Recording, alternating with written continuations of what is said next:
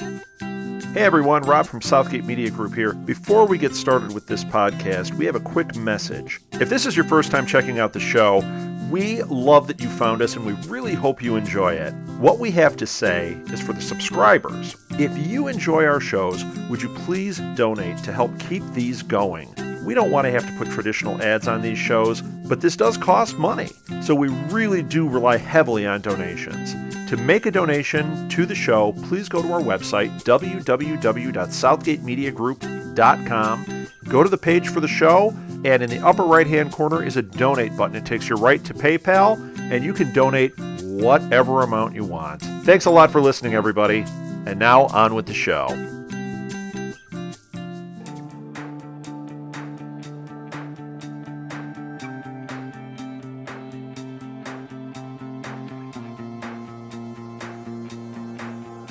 Welcome to 221B Baker Street by way of the Southgate Bridge. I am Sherlock Holmes. This is my colleague, Dr. Watson. Actually, I am your host, Zachary Hare. And while she is not Watson, she is the Watson to my Holmes, Kristen Deere.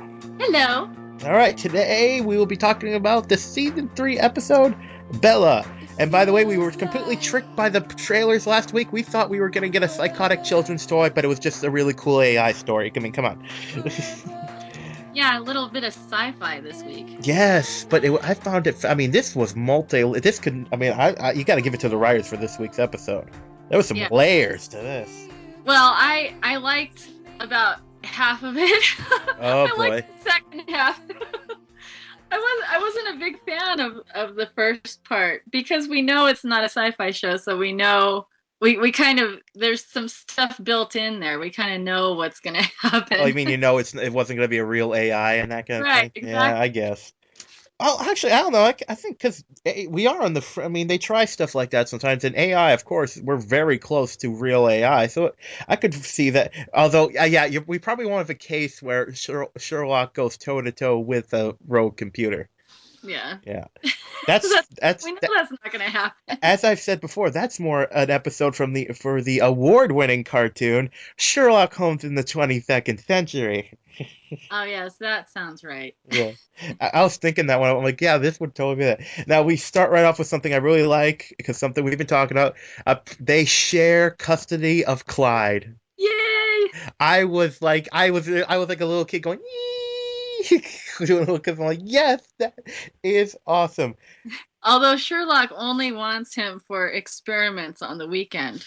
No, I don't think. At least Watson really cares for him during the week with fancy digs and all that. No, I don't think he was using Clyde's experiment. He couldn't take Clyde back home because of his experiment with the leeches. Right. Yeah, so no, I think it's okay with Clyde. Well, no, I think he also uses him for. Oh, yeah, that's true. Yeah. I mean, he has in the past. Yeah. Of course, good job with the practical effects people with the leeches. Yes. I like how he almost passes out from it, you know. Yeah, I like how he's doing experiments to prove it's like, what are you proving? They still use them today. Doctors know they are still useful. Yeah. And calling Kitty, prejudiced against the leeches. Right. He'll do anything for research, even when it makes him faint. Yeah. So he gets called right in. I almost wish there was I know it's just a little thing, but when the guy says you work with a colleague of mine, I always kind of hoping that was gonna be like a weird reference. Ah, yes, the case with the da da da, because I always like the weird friends and old cases they reference sometimes. Right. So according to this man that he has developed, there's a chance he has developed real AI, and someone has stolen the program, which is why he hasn't gone to the police. Edwin. Yes, right? Exactly. So I like how Sherlock says, he's well acquainted with artificial. Well, here's what I'm thinking of. The thing I found funny about that little line, it's like anyone who's watched a single sci-fi movie knows what the heck AI is. Yeah. He's like, are you familiar with the term? It's like there are 5-year-olds familiar with the term. Well, but it's not just that. The way he gave he had a look on his face, like he was saying, I'm well acquainted with artificial intelligence, as if, I know a lot of people with artificial intelligence. you know. So they go to check it out, and they go to talk to the computer. Although I'm supposed to understand they have no interface for audio and responding. They had to use the doll. Yeah, that was it's like they want. It was kind of weird. Yeah. I thought it was a little odd, that whole setup, because it doesn't make any sense at all. The only reason to have the doll is to have it for the preview. You know what I mean? Yeah. That's The it. way they kind of they like try to claim that Bella is sentient, and so they hook it up to this doll. Yeah, they anthropomorphize it. Yeah, exactly. And but it's, I mean, they're trying to do this. I don't know. It's just it seemed, the whole thing seemed kind of fake to me. I don't know if that was on purpose. I don't know. I mean, when Edwin kind of claims that Bella is sentient, my brain kind of turned off right there. I mean, I was with Sherlock on this one. Edwin sounds way too corny and looks like a liar. He just kind of He's not a sounds like, liar. and he'd be. I think if the doll was, or the doll, if the program was really sentient, that he'd be way more excited. If it were for real. Hmm. And I couldn't figure out if it was the actor or if we're meant to see through him or something, like. Yeah. I liked his dorkiness, but he just didn't sound for real, and he kind of brought down the mood as well. Yes, I get you. Now, so he starts talking to the computer, trying to figure it out, and he gets very frustrated. So much so that Kitty actually calls it. I love this scene because Watson just walks in like, oh, he's like this, knocks on the door. Are you gonna destroy it? No, I'm not gonna destroy it. Okay, he's fine. I'm gonna. And then she actually says, if he gets too much, get him with a fire extinguisher, which implies she did this before, and I'm a little mad we never saw it. I love that part. That was so funny. I mean, she just.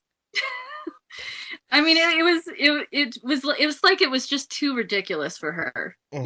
He's just stuck in one of his OCD traps. She doesn't have time for this.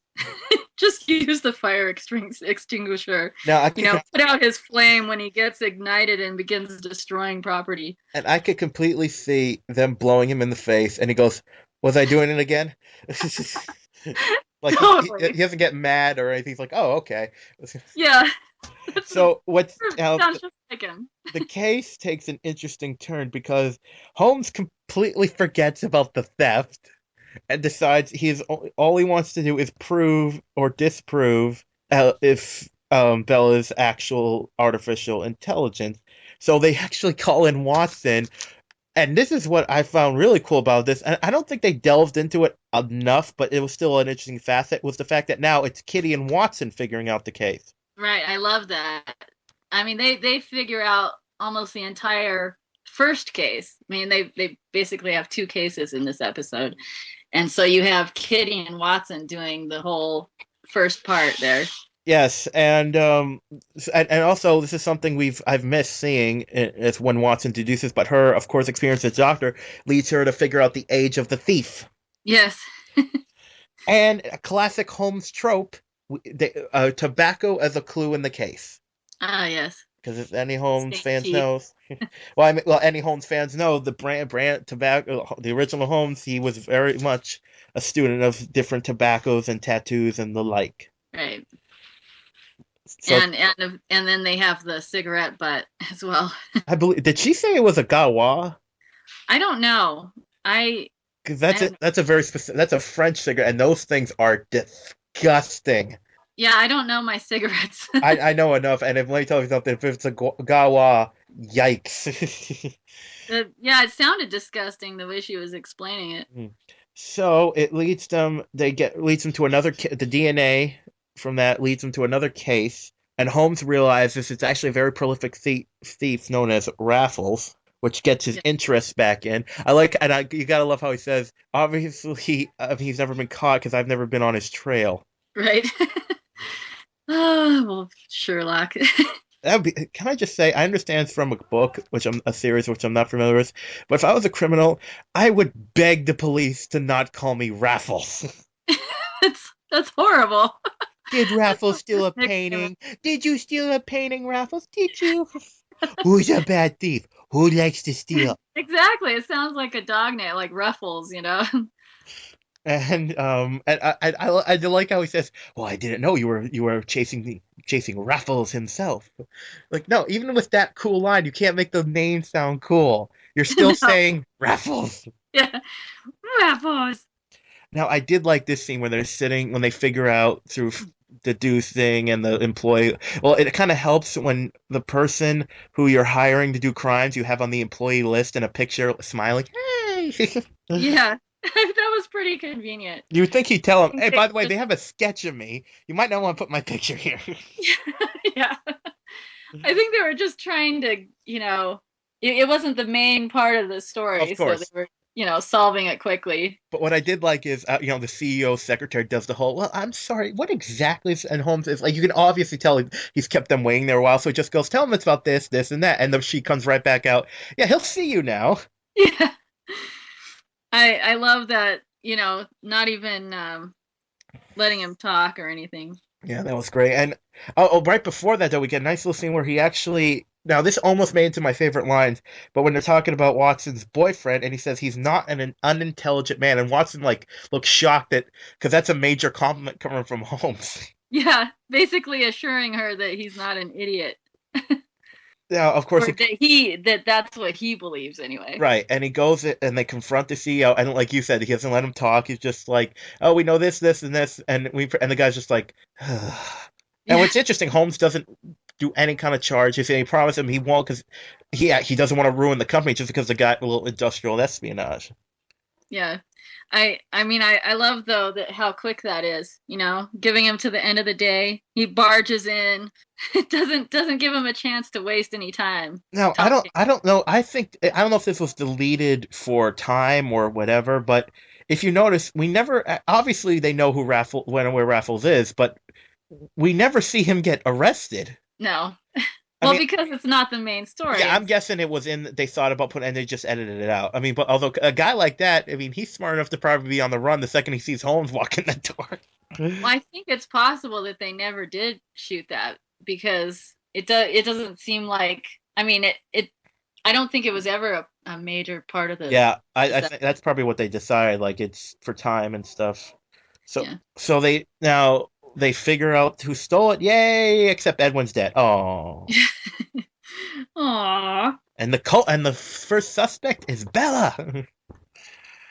Although Of course. when you And think this about is where it got weird again. when you think about it, it's not that surprising considering we saw Edwin's body in the preview. Yeah. It's like, oh, we knew this was coming. Yeah, and I love how like Holmes unplugs the computer. Well, it makes sense because even if obviously he doesn't believe it's AI, but if it did, it had something to do with his death. Right. But I love that he didn't just unplug it, he took it home. Right. That just made it better. I mean, he was saying he was just going to unplug it, and then the next scene we see, it's right there in his house. And he's got Mason and the experts he's had pouring over it, trying to figure it out, trying to get through the code. And the guy saying and we get the little Terminator spiel. I love the little Terminator. I love Terminator. That's actually Terminator 2 is my second favorite movie. Really? What's your first? Matrix. Oh, there's an interesting theory out there that says it cannot be proven that we're not in the Matrix. I think I've heard that one. Yeah. I just but find it's just a movie. I know. I like weird stuff like that. I mean, hey, maybe we'll get a virtual. Oh my God, we should totally have a case where he has to figure out something in virtual reality. No, I like that kind of idea when it's amusing. When someone comes up with a whole theory and it's really funny, it like makes you laugh. Yes. Then I like it. It's like that idiot a few months ago who said he found the DNA of Jack the Ripper. We're never gonna figure it out. Let it go. Yeah. So, of course, now the case is about the murder. They have to figure out how or whatever. And I like how the Mason just goes, "Hey, let's." No, so it's funny because Mason suggests let's interrogate her. Like, did you kill her? It's like you think she might be able to go, "Hey, how did he die?" Oh, a rogue virus was put on his music. The second he played it, he started having a seizure because the computer might know that, you know. Exactly. I know. I mean, she was there. She was a witness. She wasn't a murderer. She was a witness. Yes, But she was a witness on the computer. but of course we need to get yet another scene of Holmes listen to really loud music. Yeah. Yeah. Oh God, That was how does Johnny Little like they've done a lot of scenes. He's just slaying it. You can almost see the look in his face, like, oh God, this sucks. Oh, I love that. I noticed on Twitter a lot of people were really annoyed by the loud music. I, I thought that scene was hilarious. I'm a metalhead, but I hate death metal. I like rock and regular power metal, symphonic metal, but death metal, if you can't, it's my opinion. If you can't tell me what the lyrics are, it's not music. You know what? I actually like a little bit of death metal. Some of it I find amusing. Yeah, amusing. That's not the same thing. Yeah. But I like how I love other because obviously that office is in Summers. You think the other cops would be like, oh, how about the line where you might have I couldn't really understand it because I can't hear it over the music, but he says putting a belt sander over your head. Oh, I love the belt sounder line. That That was almost made it into great. my favorite lines. And But goat war. oh, that's in there. But we see Watson confronting Holmes saying, "Did you set up, with Andrew, and Magnus, like the whole he's going to be going to Copenhagen to set up a fully automated factory." And I Yeah. like Holmes now. Holmes is like, I am impressed. You think you are in that? You think I'd be able to manipulate things at that level? I would put it towards you, wouldn't you? And Kitty's just like, I am not in this. Yeah. I yeah, actually the whole it was kind of like what am I trying to say? That like the whole parent thing. Yep. The parents are fighting and the kids just want mommy and daddy to stop fighting. Now, of course, through Kitty's and Holmes' investigate, although there seem to be a couple of scenes where stuff happened off screen. You know what I mean? It's like he's like last night, me and Kitty, and they figured out that the only other file on Edwin's computer, exterior file, was this music. So they through listening to it, they get that one track, and through that, they figure out that the virus that caused the seizure was on the music. Yeah, and it is death metal after all. Oh Yeah. no, you did not. Sorry. I'm surprised they actually didn't make that pun. It's too bad. Oh, all right, I'm Not sending you good. I'm sending you in the corner for that one. Go to your corner. Oh, Oh God. no. Do I have to wear a dunce cap? Yes. So, anyways, they traced a guy who's now. I like like he sent him CDs. It's like, I'm sorry, is this 1996? What do you mean he sent him a CD? And that whole section was kind of weird. I mean, I think they just simplified it a lot for people who don't know computers. Right. But why would the guy ever take a file from a CD and place it on his most important That he computer? got from someone he met. Oh yeah, and this is actually another thing. Like from last week's episode was the contest. We get this week's episode is I had an email that said a friend entered me in the contest to come into my house. Yeah. These people are way too trusting. I found a contest online. It's a treasure hunt. What could go wrong? Yeah. Well, I think that was intentional because obviously both times they trusted something online, bad things happened. Yeah, but what kind of AI expert would be that trusting? Someone who's so into computer and Yeah, putting a file like that on his most important computer. like he wouldn't scan it or something first. Yeah, something, or at least put it on. I mean, some places like that they'll have a computer just for viruses, like when they're studying viruses, or something like that. And No, here's the thing: if that was happening right then, why didn't we hear the death metal? Because didn't they say he was playing it when it killed him? yeah. What part are you talking about? When Oh, right. when Edwin actually died, they said it was playing the CD. We didn't hear any death metal. Yeah, And maybe. Yeah, yeah, well you that's just have to Yeah, it's a nitpick, I Let know. it go. Yeah.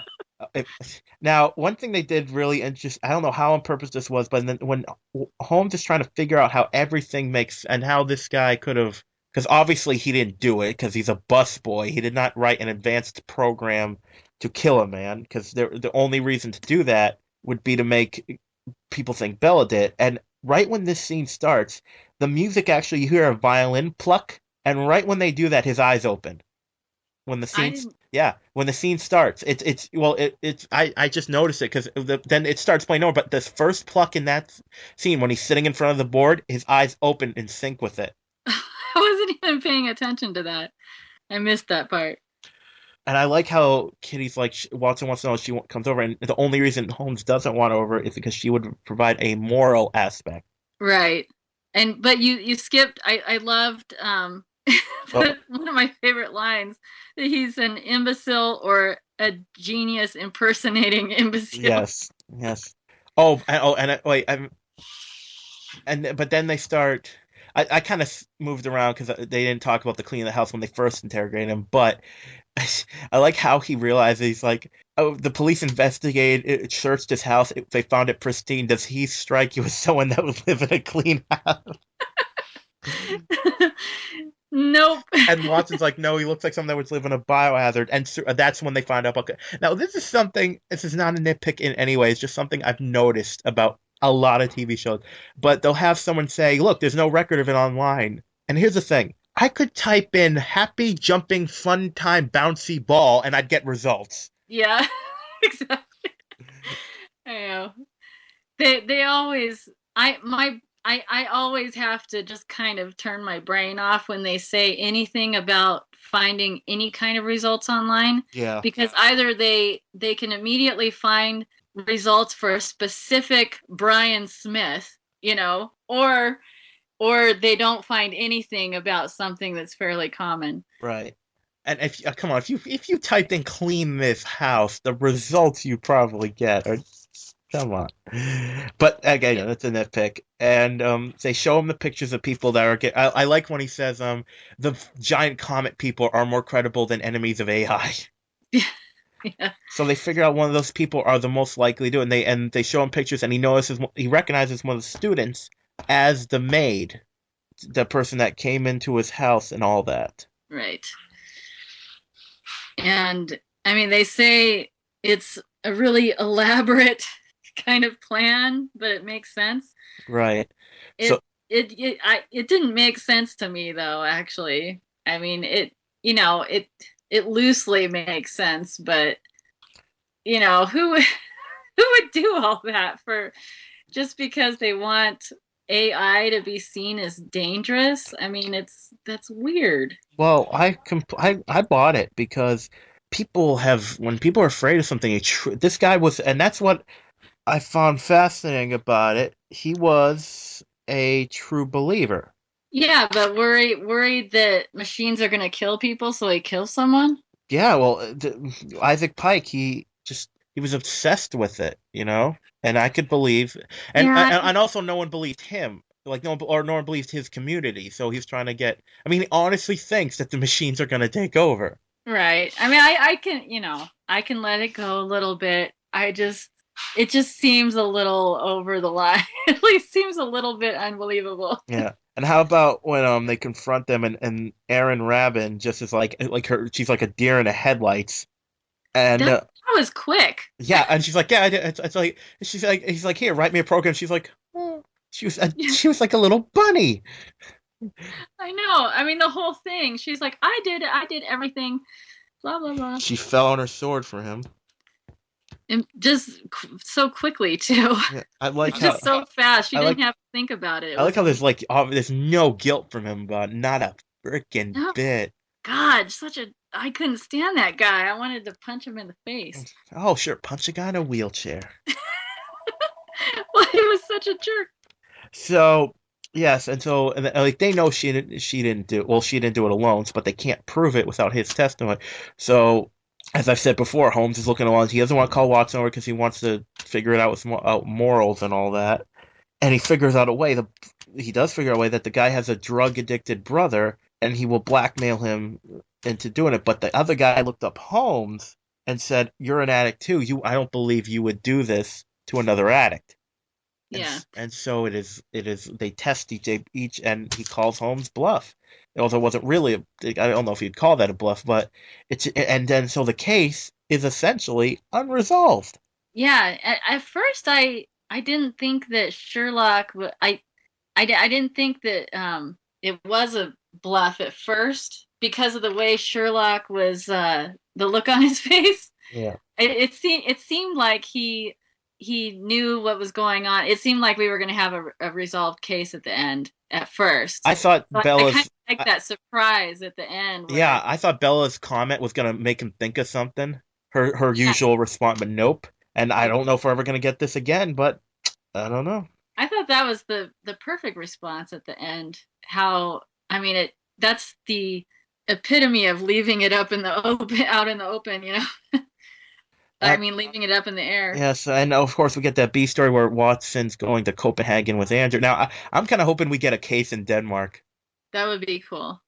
She calls I Holmes love in. anything that involves Danish people or Denmark because Okay. I'm almost half Danish, so Now I'm in the mood for a Danish. See, we I all have would. interests. But yeah, so I kind of hope we get this guy because I want that guy to burn, you know. Oh man, I know. I was kind of hoping that somewhere down the line we'll hear something about what happened to him, Mhm. Yeah, and it'll be something really bad, or maybe he'll just show up again as a bad guy. maybe. So we have that. Damn, I sound. I'm getting my own voice again. Testing. Now it's. Oh God, this I'm is I'm not. not I'm not hearing anything bad. I was It's hearing my own voice back. difficult to do, but I'm not hearing any Okay. like. Okay, I think it's fine now. Okay, okay, so we've talked about the episode, and now, ladies and gentlemen, for our special segment, Kristen's Clue Cap. Yay! And he'll put it right here. Blah, blah, blah. Okay, so we'll get back it. And now I would like to go into my favorite lines of the episode. I have two. I mean, there was a few special mentions, which I mentioned doing it, but there was two. I always pick the very best. First one is Sherlock when Watson first enters. No, I'm not planning to destroy the bloody computer. I just love the way he said that. Like, and like completely, she's like, "Are you gonna destroy it?" No, I'm not gonna destroy it. All right, that's the end of that. And the second favorite line has to be from Ophelia Lovibond. Just the way she said it. Two simple words: goat whore. Yes, It was just the goat way she whore. said it. It was like goat whore. Yes, goat whore. But those are my favorite lines from the episode. So, do you have any final thoughts on this week's episode, Kristen? Well, I kind of said at the beginning, but oh, I have to mention another thing. I loved Scandibloody Yeah. great too, by the way. But yeah, basically I didn't really get into it until towards the end. You know, I didn't my I just I couldn't get into any of the sci-fi stuff because I even though I love sci-fi, I love all that stuff. You know, if this was on any other show, it would be perfect. Right. But it just didn't fit in within the elementary world. I get you. And so it was just kind of tough to I was like, this is just too stupid. This just isn't working for me. But then at the end where especially where they left it open there at the end, that kind of made up for everything. Now, well, before I give my final thoughts, I think I should make mention that every band they mentioned is a real band. There really is a goat whore. There Right? really is an artificial brain, and I think the other song was Carcass. Well, it was Captive Bolt Pistol by Carcass, but still, it's just I find they use real death, like they used real, pretty well known, semi well known bands. Yeah, I've actually heard of Goat Whore. You have heard her go. I actually haven't. Like I said, death metal, not really my scene. I prefer symphonic. Now, we, I like this episode. Like you said, I can see what you mean about the AI. Like I knew. Well, I thought it might be real AI, and they might use that in the case. I don't know, but yeah, the twists and turns and the double, all the red herrings and everything, I thought worked really well. and I wasn't sure where they were going to go, how it was going to resolve, and I was quite pleased with the ending. So I give this episode good marks, and I would watch it again. Yeah, and actually, at the end, they left two things up in the air because it wasn't Right. just it was Bella too. We don't know if Bella is true AI either. Maybe And so, Bella will contact Holmes later for a case. yeah. But that was the only good part about the whole AI segment, Right. that they left it up in the air. So that's it for this week. We only got probably a couple more episodes till the fall finale, I believe. So it should be good. Don't forget to check out some of the other great podcasts here at Southgate Media. If you want to get in touch with us, remember, Baker Street Podcast at Facebook.com, Baker Street Pod on Twitter, and of course, we're almost on every social media, so that will be good. Kristen, do you have anything you want to say before we leave? You can catch me on Facebook.com/Kristen Deer, KristenDyrr.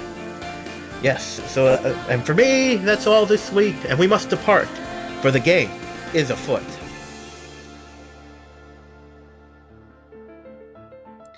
Okay, so this week's Clue Cap actually involved two crimes: the theft of the program Bella, and then the murder of Edwin. And so, as we talked about earlier, Joan and Kitty almost entirely solved the first case.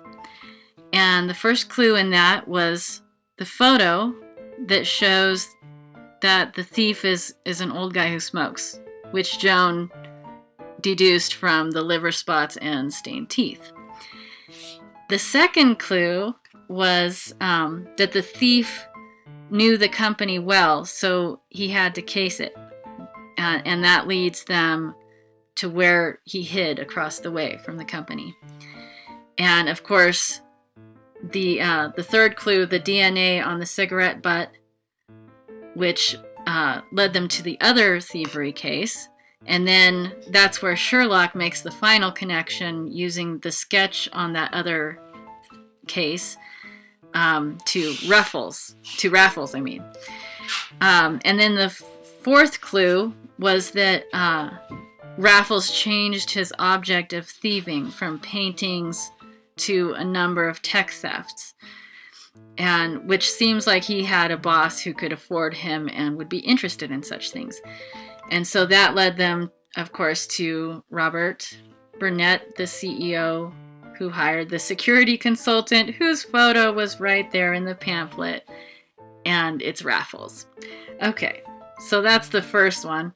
And then the second case, the first clue in the murder of Edwin was the evidence that Bella is true AI and wanted to kill Edwin to get online.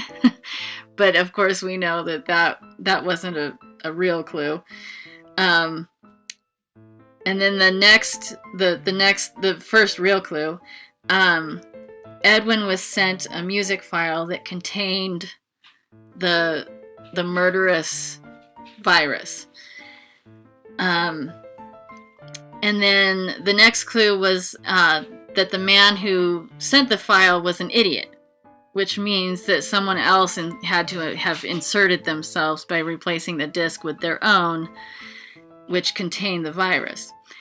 And so then the next clue, actually, the next thing that happens, it's not a clue, but basically a jump to the idea that enemies of AI would want some sort of sign of the apocalypse, such as a murder, kind of how climate scientists have storms that kill people.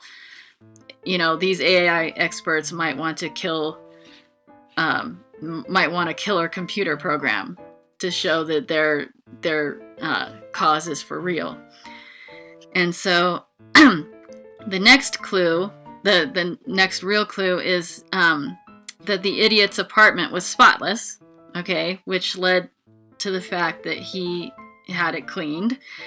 And so then the next clue is that the cleaning woman worked with a company that doesn't exist, leading to